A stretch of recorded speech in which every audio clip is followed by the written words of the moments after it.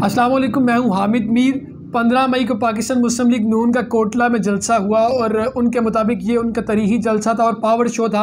माजी में भी कोटला में चौधरी आबद रज़ा कोटला एक ऐसा जलसा होस्ट कर चुके हैं, उसकी मेज़बानी कर चुके हैं, जिसमें मियाँ मोहम्मद नवाज शरीफ और मरीम नवाज़ आई थी। और इस दफ़ा मियाँ हमजा शहबाज जो कि इस वक्त CM पंजाब हैं और साथ में मरीम नवाज़ आई। ये जलसा तकरीबन 15 से 18 हज़ार लोग इसमें मौजूद थे और जलसा नून लीग के मुताबिक बहुत बेहतरीन हुआ है। जबकि अपोजिशन के कुछ लोग जो है वो तनकीद कर रहे हैं, उनका कहना था ये जलसा नहीं बल्कि एक जलसी थी। लेकिन बहरहाल ये चीज़ तो हमने अपनी आंखों से देखी, चूँकि हम कल जलसे की कवरेज कर रहे थे, मौजूद थे।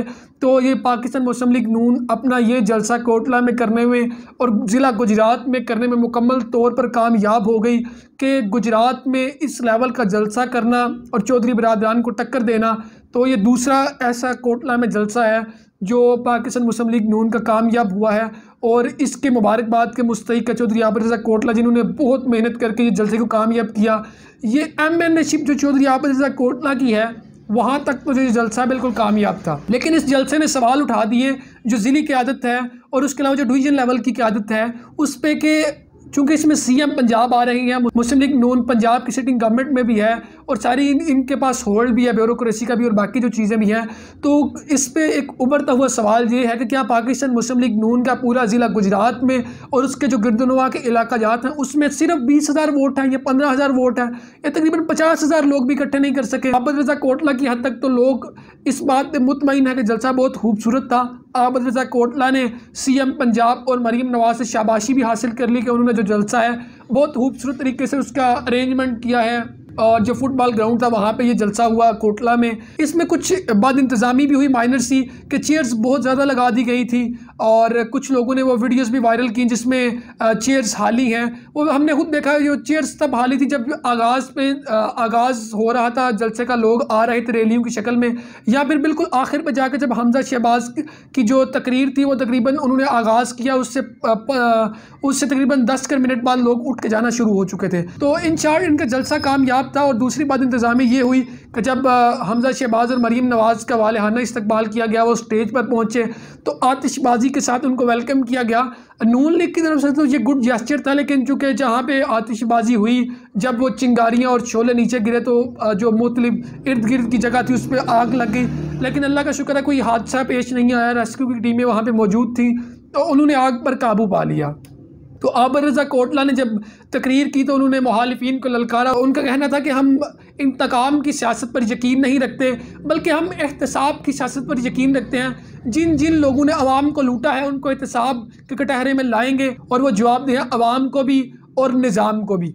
ठीक है, उन्होंने तकरीर की और CM पंजाब जो है हमज़ा और उसके अलावा मरीम नवाज़ ने भी उन्हें बड़ा अप्रिशिएट किया। उसके अलावा मरीम नवाज़ ने तकरीर की, उसमें उन्होंने इमरान खान को वही जो रूटीन के मामलात हैं उनको लान तान किया, वो इमरान खान उनको लान तान करते हैं। ये इनके सियासत में ये चीज़ें तो चलती रहती हैं।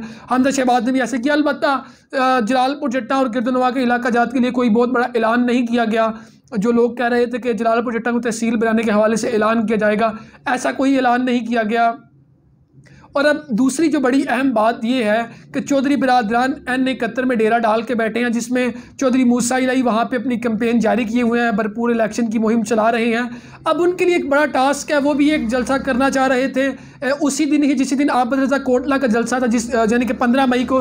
लेकिन उनको इंतज़ामिया की तरफ से इजाज़त नहीं दी गई। उनका कहना था इंतज़ामिया का कि एक दिन में 2 जलसे कोई भी पार्टी होस्ट नहीं कर सकती, मतलब काफ लीग और नून लीग एंटी पार्टीज़ के जलसा नहीं हो सकते, क्योंकि उसमें बाद इंतज़ामी का बहुत सारा खदशा होता है, सिक्योरिटी के मामलात होते हैं। तो अब आपसे तकरीबन ठीक 1 हफ्ते बाद मूसा इलाही भी अपना जलसा करने जा रहे हैं। तो उनके लिए एक बड़ा चैलेंज ये है कि क्या वो इतने बंदे 15 से 18 हज़ार बंदा जमा कर पाएंगे, इतना शानदार जलसा और इतना वेल मैनेज्ड जलसा कर पाएंगे। क्योंकि आबद रज़ा कोटला के मुकाबले में अभी चौधरी मूसा इलाही मैदान में आए हैं। तो कोटला के लोगों का ये कहना है कि वो अभी भी चौधरी आबद रज़ा कोटला के साथ मौजूद हैं। लेकिन मुस्लिम लीग काफ के जो वर्कर्स हैं उनका ये दावा है, कोटला और गिरदनवा के लोग हैं तकरीबन 50% से ज़्यादा मूसा इलाही के साथ हैं। और चूँकि पहले मैदान में आबद रज़ा कोटला अकेले थे, इसलिए लोग उनसे डर के उनको वोट देते थे। अब इस दफ़ा मैदान लगेगा तो स्टेज सजेगा तो पता चलेगा जी कौन जीतता है। लेकिन बहरहाल ये तो चीज़ तय करेगी आवाम का वोट कि MNA अगला आबद रज़ा कोटला होंगे या फिर चौधरी मूसा इलाही होंगे, ये वक्त तय करेगा। और उसके साथ साथ जो फैसला फैसलाबाद में पाकिस्तान तहरीक इंसाफ का जलसा हुआ, वो भी बेहतरीन जलसा था, वो बल्कि ओवर क्राउडेड था और सुनने में तो कुछ यूँ आया कि एक जलसागाह के अंदर जलसा चल रहा था और दूसरा जलसागाह के बाहर चल रहा था। क्राउड ठीक ठाक था और इस वक्त खान साहब का ग्राफ जो है बहुत ऊपर जा रहा है, उनके वोटर्स सोशल मीडिया पर उनके साथ हैं, लेकिन मैदान अमल में उनके साथ हैं कि नहीं है ये तो पता चलेगा जब इलेक्शन होगा, आम इंतखाबात होंगे, लोग किसको वोट देंगे। चूँकि जलसे जुलूसों से आपकी एक वेव तो बनती है, आपका एक ग्राफ तो मैनेज होता है, लेकिन जलसे और जुलूस इस बात का सबूत नहीं है कि आया कि ये पार्टी अगली हुकूमत बनाएगी या फिर नून अपनी हुकूमत बनाएगी, काफ अपनी हुकूमत बनाएगी या फिर उसके अलावा पीटीआई अपनी हुकूमत बनाएगी। और दूसरी एक और बड़ी बात, जो आबिद रज़ा कोटला ने 2 बड़े जलसे किए हैं कोटला में, एक अपोजिशन के दौर में और एक अभी इन्होंने किया है, तो ये भी बात खुल्लम खुल्ला है कि चौधरी बिरादरान आज तक इतने बड़े 2 जलसे नहीं कर सके गुजरात में इस लेवल के। इवन के हुसैन लाई की जो मनता अच्छी है, उनके जो उनके वोटर सपोर्टर हैं वो भी ठीक ठाक हैं, वो भी यंग लोगों में उठते बैठते हैं और उनकी सब चीज़ें बड़ी अच्छी हैं, लेकिन इस लेवल का जलसा आज तक चौधरी हुसैन लाई भी होस्ट नहीं कर पाए और काफ लीग गुजरात से कोई भी नहीं होस्ट कर पाया। तो बल्कि मैं हाल ही गुजरात चौधरी बिरादरान के लिए एक बड़ा चैलेंज होगा कि वो इस तरह का जलसा अरेंज कर पाते हैं कि नहीं कर पाते। और दूसरा बड़ा चैलेंज ये होगा कि चौधरी मूसा इलाही NS-71 से इलेक्शन जीतते हैं कि नहीं जीतते।